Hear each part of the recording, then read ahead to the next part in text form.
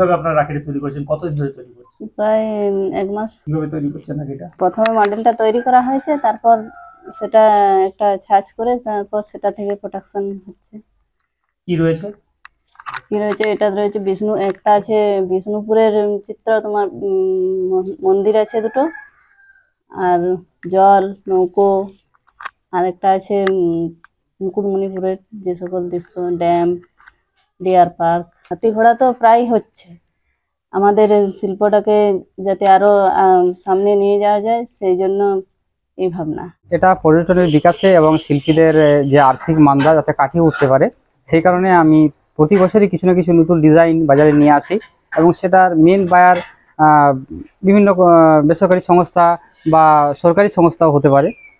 এবং এর যে চাহিদা, মানুষের যে রাখির যে চাহিদা, সেটা টেরাকোটার মধ্যে ফুলফিল করতে পারলে ঠিক আছে, শিল্পীরা অন্তত মান্দা কাটিয়ে উঠবে। তাদের উদ্যোগে হচ্ছে। দুই বিষ্ণুপুর মহকুমা প্রশাসক এবং খাতড়া মহকুমা প্রশাসক, রাখির মধ্যে পর্যটনটাই মেনলি আছে। যেমন বিষ্ণুপুরে যে জোড় মন্দির, তারপর লালবাঁধ, নৌকা, ফরেস্ট্রি, এগুলোকে বিষ্ণুপুর ট্যুরিজমের মধ্যে তুলে ধরা হয়েছে।